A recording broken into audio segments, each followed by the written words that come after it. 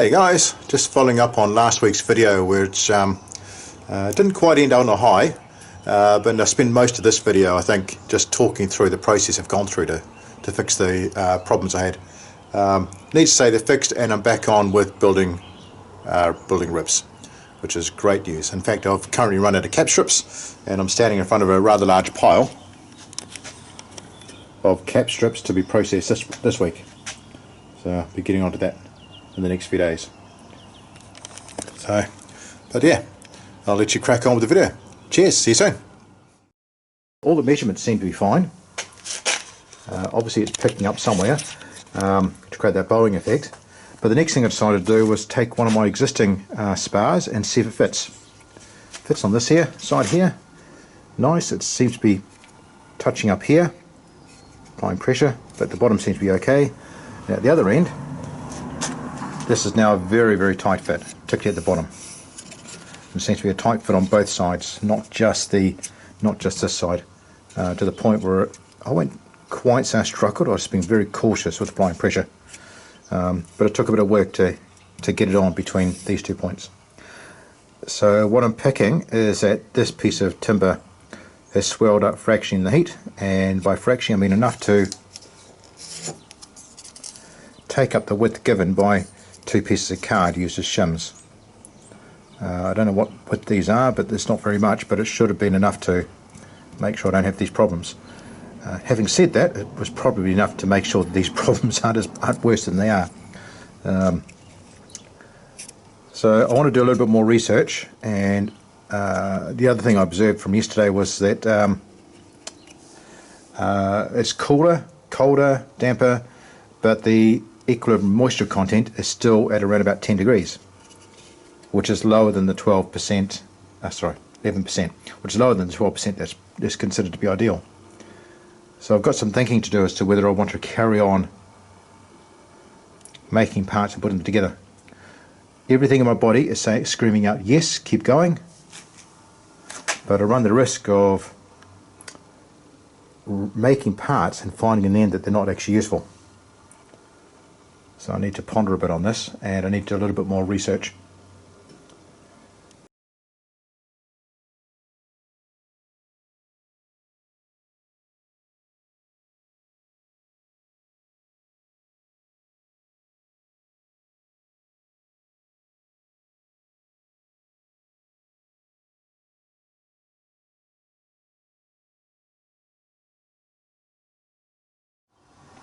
I think I'm closing down on the problem. So that's the piece I'm using on the jig, and it's cut off this piece. It's still attached to a spar. This is the piece I was using part of my destructive testing, and I just haven't taken the spar off yet. This is the one I tested, so it ended up being all out of shape. The problem appears to be, and I don't quite know how to manage this, but this measures perfectly at 54mm across from this dimension to that dimension.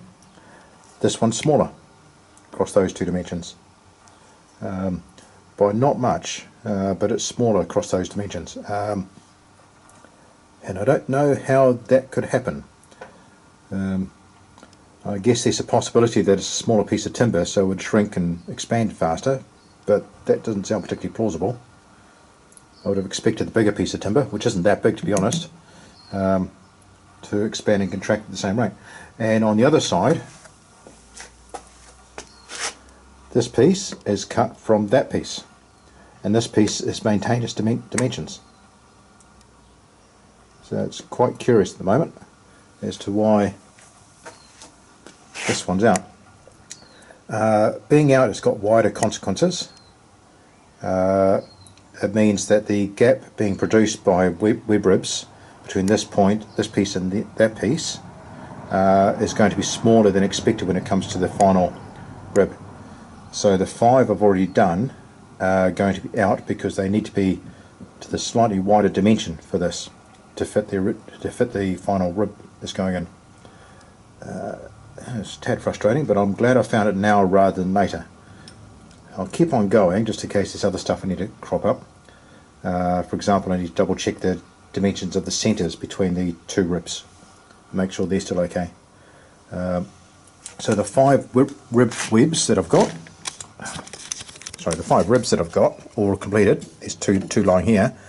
It's that hole there will be too small because that is too small, and that's actually the larger concern. After some faffing about, I think I've got a solution. What I've done is, well, what I considered doing is chopping a piece off this, but that's already sized for my testing jig. I don't really want to break that in order to solve a different problem, so I'll need that in the not too distant future. So what I've done instead is I've mocked up the width of that spar there. Just grab the calipers.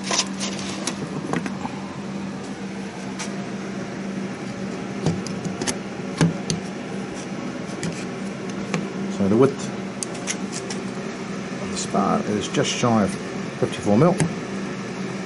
So I think this is always awkward doing it one-handed. It's not quite showing on there, but you'll have to trust me, it's just shy of 54mm. And the same on the other way, coming the other way. I'll do this with this hand. No, I was holding the screen. Pop another spider there.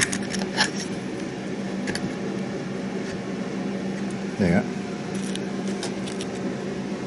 So just shy of 54mm. And I think that'll be fine. Now, I'm fairly confident I can carry on building wing ribs, and with regards to the previous 5, what I've found is when I put them onto the rib, put that there, this is a tight fit down here, and what I've determined is that the stress point is between that face and that face. And I'm pretty confident, having experimented with the screws a little bit, pretty confident that when it comes to gluing them on the ribs, there'll be just enough give in that screw and the one in front of it, and that screw and the ones behind it, to create just enough of a gap to be able to slip that on nice and comfortably. At the moment I can get it on, but it's a bit of a squeeze. Squeeze I'm not particularly comfortable with, so I feel like moving in those screws will help a little bit. Fortunately, I've not glued anything together yet, otherwise I'll be stuck with what I've got. So that's a plus for not gluing things together till the last minute. So yeah, so that's where I am at the moment. So I've tested all 5 of the ribs. Some of them fit onto this better than others. It's one of the more difficult ones. But by and large, I think I'm still in a good place, and I'm going to crack on making ribs. So I'll make that half rib that I started last night. I'll finish that off tonight. Then do a few more tomorrow. After snoozing on this overnight, I've kind of come to a slightly different solution. It depends on which problem we're talking about. This problem is about the fact the main rib is too tight. So I've got this half rib, which I made up last night, so that's all good. And my initial thought was, this is when I was sipping on a whiskey, having a bit of a ponder on this. My initial thought was I could always cut this off and turn the existing 5 ribs into half ribs, which would then solve the problem that this is a little bit snug. This morning I woke up and thought, no, hell, bugger it, just replace this.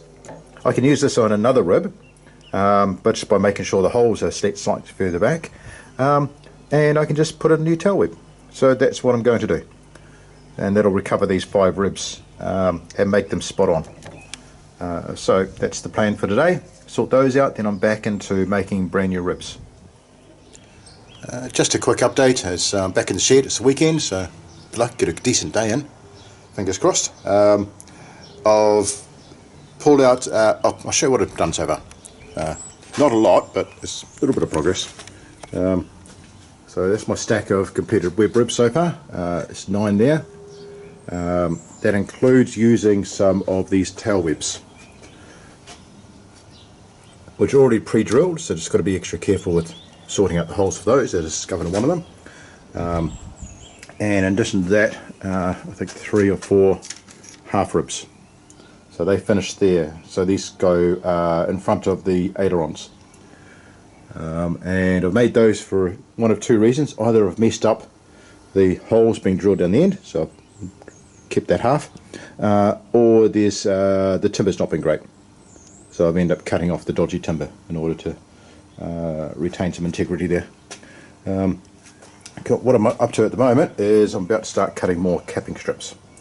So these are all ones which I've checked and measured, and they're all at about 9.45, 9.5 wide, which is fine. And I've also pulled out my scales. These are my dodgy drug dealer scales. So cool because I measure fine stuff. Flick this on. Back when I first got the timber, I cut out some sample pieces. So this is about, I don't know, 6 inches long or so, and about half an inch wide. Dried them in the oven and then weighed them once they were dry. So this one is 25 grams.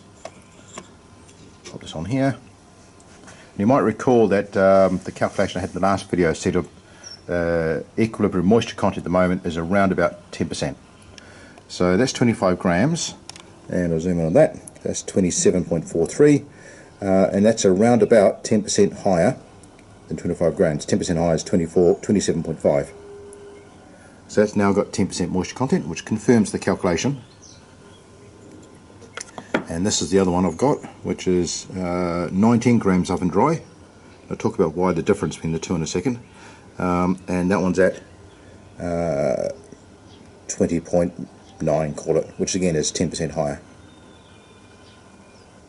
So the difference in the two, I believe, is down to how many rings there are in it. This one's really dense, which is why I packed it out, and this one not so much, but still acceptable for aircraft. Get stuck into these. Some of them will be rejected, and other ones will make half ribs, and hopefully I get a few more decent ribs out of it. So yeah, just had a look at my stack. It's got a visitor here, so I was showing her pretty much what I'm doing, and in looking at the stack, I'm going to restack it. I'll show you. So this piece here in particular has developed quite a large twist to it, and if you have a look, I don't know if you can see this on here, I might chop the ends off later, but there's grain lines going through here, and they're circular, getting more and more concentric, and the centre of the tree is probably about here.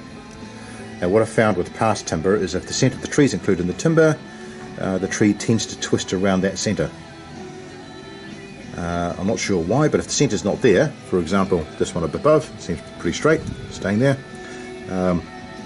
So I'm going to have to restack this, pull this out, I'll cut this at the same time, reduce down more usable timber, and I've spotted another one down here, similar problem, also got the centre of the tree in it, and I remember looking at this one previously and thinking it's still straight, it should be okay, but now it appears to be developing a slight warp to it as well.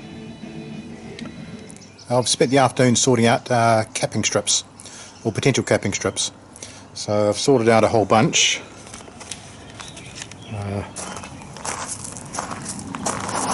These ones, they're all shorter lengths. Oops. They're all shorter lengths, and they'll do half ribs and ailerons. And these are a mixture.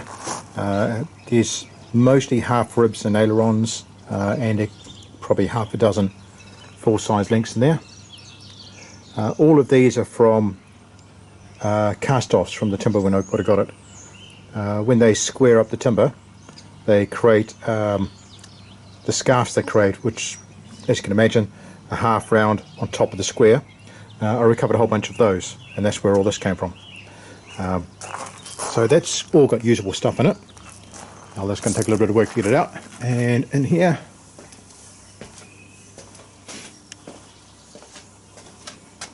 this stack here is all rejected half-inch square and some cut down capping strip stuff. All rejected for capping strips, and I've labelled it so I don't have to worry about checking it again. Some of it's still actually usable, like this piece here. That's got a grain count better than 6 per inch. Bear in mind that's half an inch there, and you can count 4 on there, so that's actually pretty good. But I've got better, and I can find better. So I might come back and unpack this if I get desperate, but I doubt that I will. In the meantime, what I still have is this stack on top of here. So let's go around stuff. So this is all fairly good material. I'll have to quality check that later as well, but I'll sort the existing stuff first. And obviously there's quite a few capping strips in some of this. And on top of that I've got these ones up here as well. And these and the other stack are all 1/2 inch wide. Slightly more than that. So I've got plenty of material to work with. I've just got to slowly work through it. In the meantime, for quiet work during the week, I've got these prepared. These are all for half ribs. I need 24 of those. I've got 3 so far. There's another 6 there. And I'll get a whole bunch more half ribs out of the stuff that's on the trestle table out there. Cool. Oh, and the rubbish bucket is growing. I don't have a lot of light left, so I'll try and record some of this, but I might not be able to get away with it. What I've got here is a planer. I use that to square off one side, square it to this particular face, to that face there, and that gives you a 90-degree flat surface. And when you put it through the planer, which is the next tool, this planer will cut it to the dimension you want, and it'll mirror the flat surface on the bottom. So if your flat surface is bumpy, it gets mirrored, which is why you want the jointer first. I'll crack on and do some of this 1/2 inch stuff. This stuff here I did earlier today, so that's all of the right dimensions. So I'll bring this down to the right dimension, across, I can end on, across that width. Then once that's the right dimension, I then run it through the bandsaw and turn it into 5mm blocks. I'll get 2 out of that, and then I'll do the same thing, put them back through the jointer and the planer again to get them down to size. You'll see that in the next couple of videos, I guess. Hope you enjoyed that. I'm up to 11 ribs so far, 4 ribs and I think 4 half ribs, plus another 6 ready to go, 6 half ribs ready to go. So I'll crack on and I'll see you next week. Cheers.